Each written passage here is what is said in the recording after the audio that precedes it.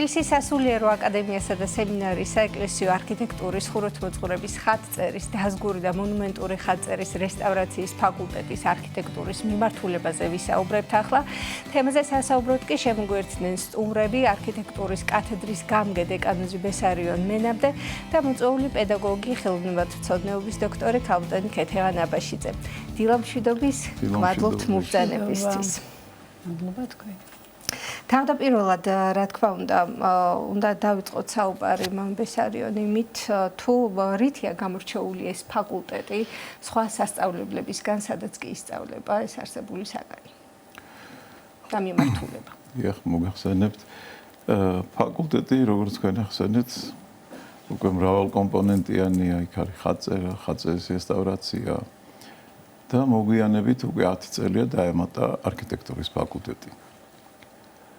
და საერთოდ ეს ფაკულტეტი გამოირჩევა იმითი, რომ აქ პროფესიულ საგნებთან ერთად პარალელურად ისწავლება სასულიერო მიმართულების საგნები და ცხადია ასეთი კომფორტი სხვა სასწავლებლებში, რომ ერთად ისწავლებოდეს ეს ორი დისციპლინა, სასულიერო და საერო, ეს თითქმის შეუძლებელია. რაც შეეხება არქიტექტურის ფაკულტეტს, არქიტექტურის კათედრას, ცხადია ხუროთმოძღვრება ეს ისეთი დარგია, რომელიც თვითონ მრავალ დისციპლინას მოიცავს. თითქმის ყველა საეკლესიო ხელოვნების დარგს აერთიანებს. და ყველა ეს დარგი ჭირდება ერთ მთავარ მიზანს, ღვთისმსახურებას. რა თქმა უნდა. და აქედან გამომდინარე, არქიტექტორი, რომელიც აპროექტებს ტაძარს, მან უნდა იცოდეს, ღრმად განსწავლული უნდა იყოს აი ამ ყველა მიმართულებებით მარტო ესე ვთქვათ, მარტო ხუროთმოძღვრება არ უნდა იყოს განსწავლული. ანუ ის დარგები, რომელიც ჩამოთვალოთ, თქვათ, ეს არის ქვის მხატვრული დამუშავება, ეს არის ხის მხატვრული დამუშავება, ეს არის ლითონის მხატვრული დამუშავება, ეს არის მინანქარი, ეს არის ლითონის მხატვრული დამუშავება, ესე ვთქვათ, უფრო ფართე გაგებით, როდესაც ჩვენ გვაქვს უძველესი შემორჩენილი, ვთქვათ, კარები ტაძარში შესასვლელი და გარდა ამისა, მინიატურული მხატვრობა, ну ეს ყველაფერი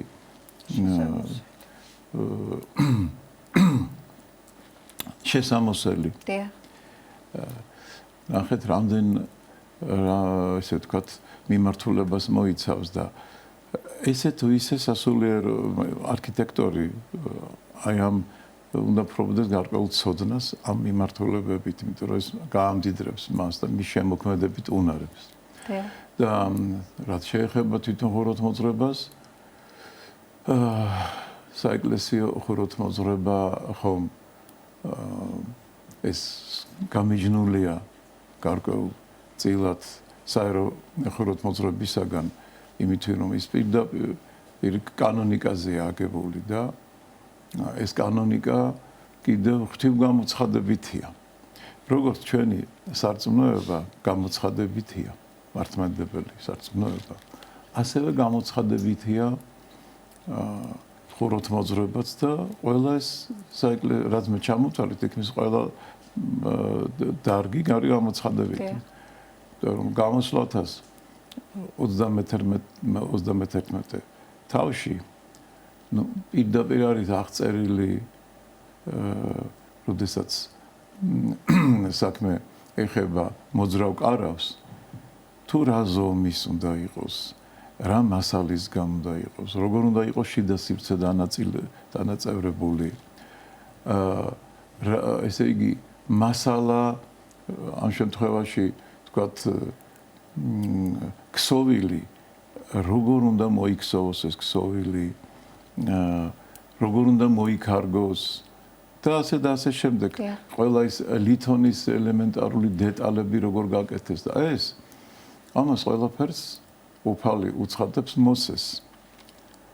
და როდესაც მოსე ეკითხება რომ ეს როგორ არ ვიცი უფალი პასუხობს რომ მოგცემ ღვთივ გავრცნობილ ადამიანებს ბესერლიელს და ელიაბს რომლებიც ამ საქმეს შეასწავლიან სხვებს და ასე მოხდება ესე ვთქვათ განხორციელება ამ დიდი იდეისა. აქედან გამომდინარე როდესაც როგორ შეიძლება ვისაუბროთ ტაძრის პროექტირებაზე ან ტაძარჩენებლობაზე, როდესაც ეს ცოდნა არ აქვს ხუროთმოძღვარს და ამ ცოდნის მიღება შეიძლება მხოლოდ სასულიერო აკადემია სემინარიაში და ამიტომაც აი როგორც ახსენე უკვე 10 წელია უკვე ამ გაიხსნა ჩვენთან ეს კათედრა და ბავშვები ეწაფებიან აი ამ ცოდნას რთულია. დამატებითი საგნები თუ არის კიდევ დამატებითი საგნები თუ შეისწავლება კიდევ მამბესარიონ და ზოგადად პროგრამის შესახებ ესე იგი ეს მთავარი მიმართულება არის სასულიერო საგნები და პროფესიული, მაგრამ გარდა ამისა თქვენ იცით არქიტექტურა თვითონ მოიცავს კიდევ მრავალ დისციპლინას და იმ თუ ეს მეორე უკიდურესობა ახლა თუ ის არ ვისწავლეთ მაშინაც ხო ანუ საერო დისციპლინები რაც კი ჭირდება არქიტექტურას ყველაფერი ისწავლება ჩვენთან იმიტომ რომ სანად შეუძლებელია ჩამოყალიბდეს სრულყოფილი არქიტექტურა ავსებს ერთმანეთს ავსებს მაგრამ აქვე მინდა აღვნიშნო რომ რთულია ამ ორის შეთავსება ერთად ძალიან დიდი დრო მიაქვს სასულიერო საგნებს მაგრამ სპეციალური პროგრამა შემუშავდა უფრო გამარტივებული ვიდრე ეს მოეთხოვება თქვა სემინარიის ან სასულიერო აკადემიის საღვთისმეტყველო ფაკულტეტის სტუდენტებს გამარტივებაში რა იგულისხმება ესეც გამარტივებაში იგულისხმება რომ ძირითადად ის რაც ჭირდება აი რასთანაც აქვს უშუალოდ ურთიერთობა ესე იგი ხუროთმოძღვრებას ხაწერას აი საეკლესიო ხელოვნებასთან მიმართებით რაც ისწავლება ესე წმინდა წერილში აი შეკვეცილია და ეს თემებია უფრო გაშლილი რომ ბავშვები ამ დაეწაფონ და განიცადონ თუ რა არის ზოგადად ხუროთმოძღვრება ის ღვთივ გამოცხადებითი რომ არის რას ნიშნავს ეს რატომ გამოუცხადა უფალმა ადამიანს აი ესე დეტალებში ტაძარშენებლობა და ყველა ის ეკლესიო ხელოვნების ესე ვთქვათ სწავლება რატომ არის ღვთის გამოცხადებული და ვთქვათ არა ადამიანის მოგონილი. დიახ. კაპიტან ქეთევან რა უნარებს იძენს ფაკულტეტის კურსდამთავრებული ამის შესახებაც რომ ვისაუბროთ რას აძლევს ეს ცოდნა მას. გესალმებით თქვენს და თქვენს მაყურებლებსაც. ეს ცოდნა მე ვფიქრობ რომ ცოტა ესეთი უნიკალურია იმ თვალსაზრისით მოგახსენათ რომ ეს არის საღვთისმეტყველო და ამავე დროს საეკლესიო ცოდნა თქვათ ასე რომ ეს ტრადიციულად მუსგამ საქართველოს და ფორმაში ეს არის ასახული ტრადიციისამებრ ამას შეიძენენ შეისწავლენ რა არის ეროვნული ფორმა ეროვნული სახე მაგრამ ამავე დროს ისინი იძენენ იმ ცოდნას რაც დღეს საერო ცხოვრებაში გამოადგებათ იმიტომ რომ გაუშვათ ბავშვები ისე რომ ამ ცხოვრებაში არ იყვნენ მორგებული ცხადია თავიდანვე ეს საკითხი დაისვა რომ უნდა მოერგონ ამ ცხოვრებას ქრისტიანობა და მართლმადიდებლობა რა თქმა უნდა არ არის ეს ცალკე განზოგადებულად დგომი ადამიანის ცხოვრება ხო შესაბამისად ისინი სწავლობენ საერო არქიტექტურას ტრადიციულს და თანამედროვესაც სულ თანამედროვე მაგალითად შეიძლება და სტუდენტმა შეასრულოს ინდივიდუალური სახლი როგორი შეიძლება იყოს ან ახლა პროექტები იყო ასეთი წარმოდგენილი მესამე კურსი გავრცელებიც ასრულებენ ამას უკვე.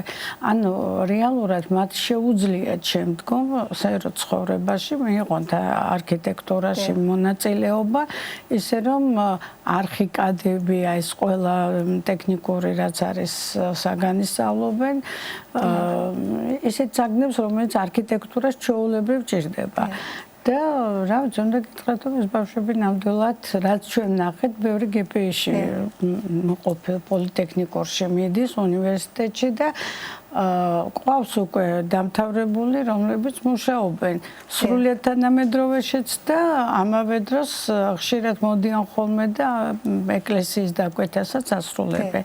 კაპიტან ქეთევან, თქვენ ახსენეთ პროექტები და ერთი არის თეორიული ცოდნა, რა თქმა უნდა, რომელსაც სასულიერო აკადემია აძლევს, მეორე არის კიდევ ის, რომ პრაქტიკული კომპონენტი რამდენად არის სწავლის პროცესში გათვალისწინებული, იმიტომ რომ თეორიული ცოდნა თავისთავად შემდგომ პრაქტიკული ქმედებებით და სწავლებით უნდა განხორციელდეს და გამოვლინდეს, ასე ვთქვათ, ხო? ახლა თუ პრაქტიკულში ამ პროექტებს გულისხმობთ, ეს პირველივე კურსიდან აქვთ. ამათ ისინი ხატვასაც სწავლობენ, აკვარელსაც სწავლობენ, ფერწერულ კომპონენტს აუცილებლად, მეორე კურსიდან უკვე, თითქმის პროექტირების პატარა მსგავს რაღაცებს, პატარა ტაძრებს აპროექტებენ და ეს უშუალოდ რესტავრაციას სწავლობენ, ხატავენ, ყველაფერს აკეთებენ, აზომვებს სწავლობენ და პლუს მერე მაკეტირებას აკეთებენ ყველაფერს და პრაქტიკულში თუ ის კი პრაქტიკულია ყველაფერი რა თქმა უნდა და ბოლოს როდესაც დიპლომს იცავენ დიდი მაკეტი გამოდის და დაგეგმარება არის თანამედროვე არქიტექტურა და სადაც თუ ეს გასვლითია კი რა თქმა უნდა ეს პროექტი ეს კომპონენტი არის რამდენადაც შესაძლებელია ოღონდ დღევანდელ პირობებში და ეკლესიას როგორც შეუძლია მაგრამ ყოველ შემთხვევაში წელიწადში ორ გასვლას ვახერხებთ ისე ჯგუფურს ძალიან დიდს და დანარჩენი ახლა პირველი კურსი მეორე მამა ბესარიონი ლექტორებიც ვისაც მანქანა ყავს ჩართული არიან ამაში და ყოველ შემთხვევაში მცხეთაში დაყვავს გასვლები აქვს ქალაქ თბილისშიც როგორც საერო ნაგებობებს და დაგეგმარებას ვაჩვენებთ ასევე ეკლესიებს ვაჩვენებთ და აქვე ანჩის ხატის იონი ისინი წარმოგვიდგენენ იმ ძველ შრეებს რაც სწორედ მათთვის არის საჭირო და როგორ ეწერება თუ არ ეწერება დღევანდელობაში ახალი არქიტექტურა და მათი ურთიერთობა ამასაც ადგილზევე რა თქმა უნდა ვაჩვენებთ ანუ ეს შედგა მუზეუმების ახლა უკვე რაღაც არის გამოფენები, რომელიც შეგვიძლია რომ ვაჩვენოთ კი. დიახ. მამა ბესარიონ, სად საქმდებიან კურსდამთავრებულები, როგორი არის ზოგადად მაჩვენებელი ამ მიმართულებით ამაზეც რომ ვთქვათ? ეს საერთოდ პრობლემაა დასაქმება მე მგონი ჩვენს ქვეყანაში და მით უმეტეს არქიტექტურის მიმართულებით.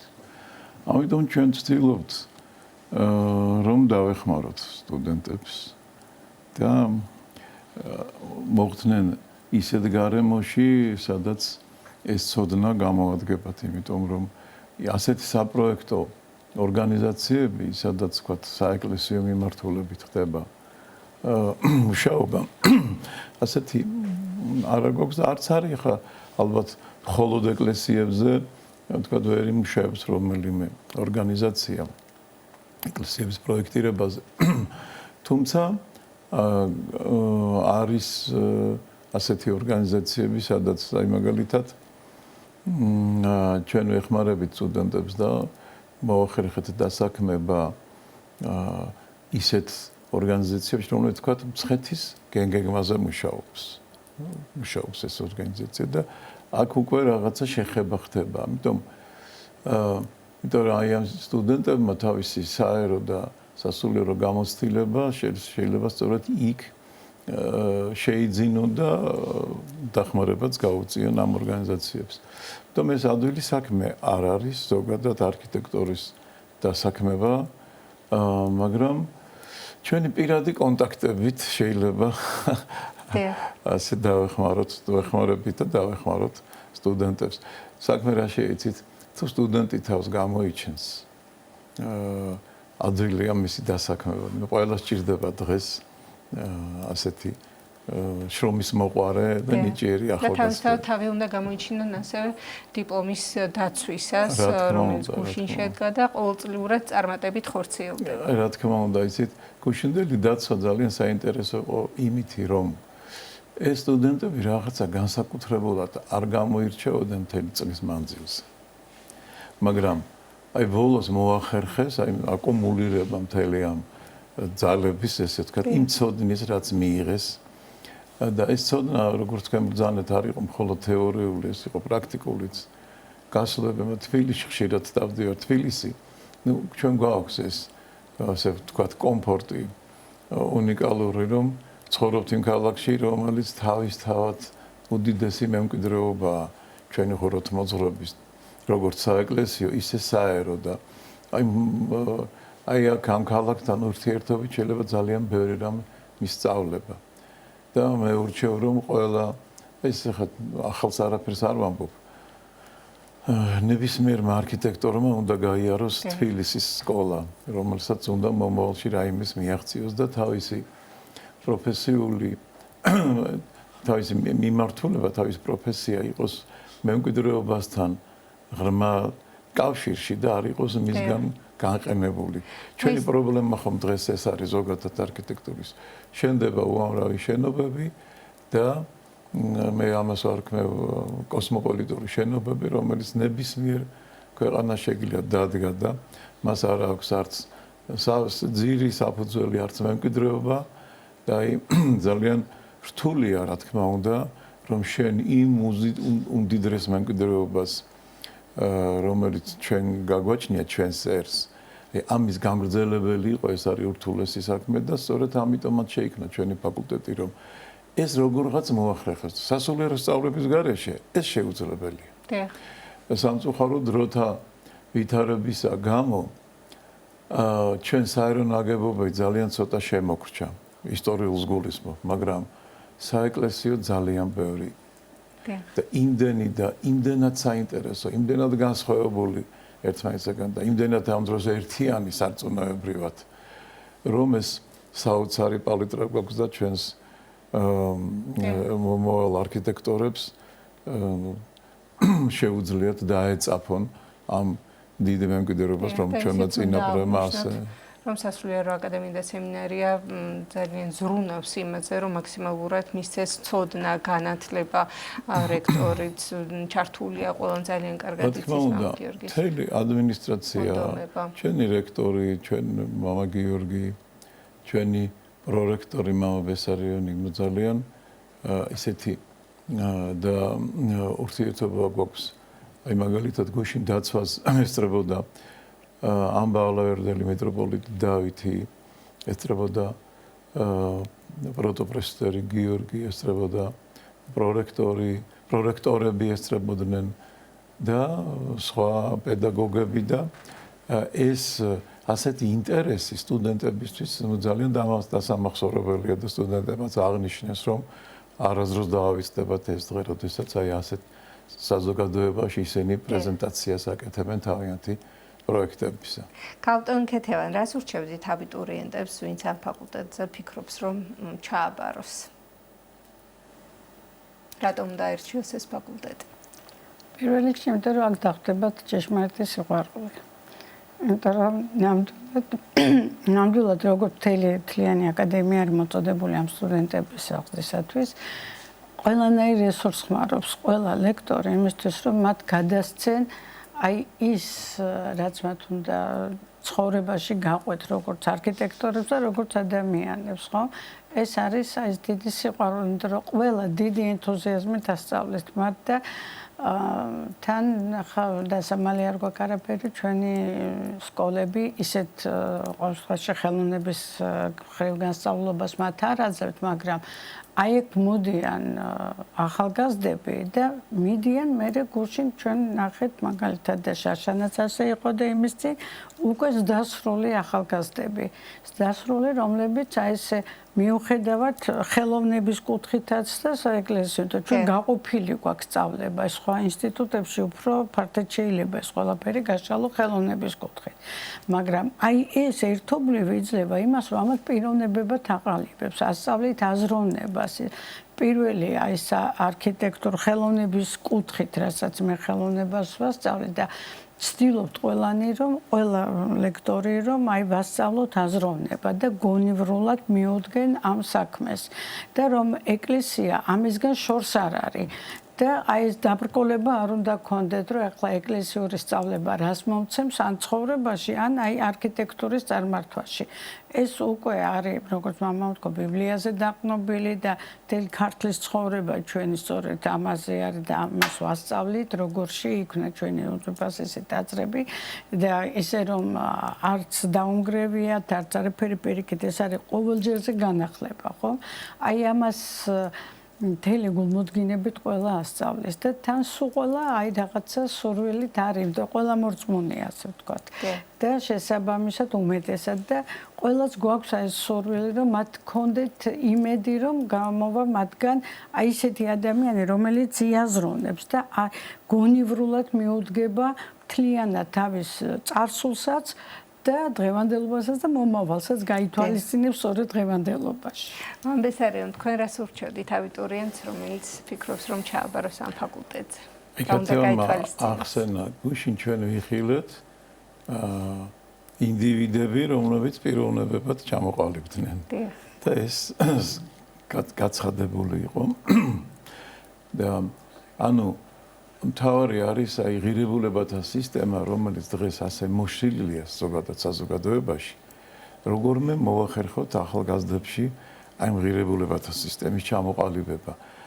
და ჩვენ სწორედ ვიხილეთ მოაზროვნე ადამიანები, რომლებიც ასე გაზრდილან, ასე მეტყველებენ, ასე იცავენ თავიანთ პროექტებს და მათ აქვთ სასულიერო და საერო განათლება. აი ეს არის მთავარი და ამისთვის მადლობ ჩვენს რაც გარდაცვლილ პატრიარქს რომელმაც საფუძველი ჩაუყარა ძალიან უნდოდა მას არქიტექტურის მიმართულება რომ ყოფილიყო ჩვენს სასულიერო სემინარი აკადემიასთან და მან ეს მოახერხა ბოლო 10 წლის მანძილზე ძალიან უხარობდა ეს როდესაც შეიტყო რომ ბოლო მისი ეს იდეა განხორციელდა და ასე რომ მადლობა მას და ჩვენს ახალ პატრიარქს ასევე მაქვს საშუალება ტელევიზიით მიულოცო ეს უდიდესი პასუხისმგებლობა და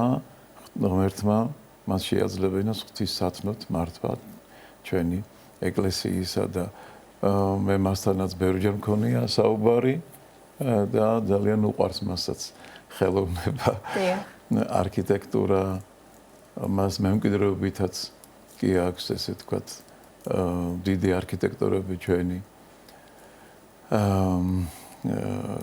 მაგალითად თბილისის მთაწმინდის აი ამ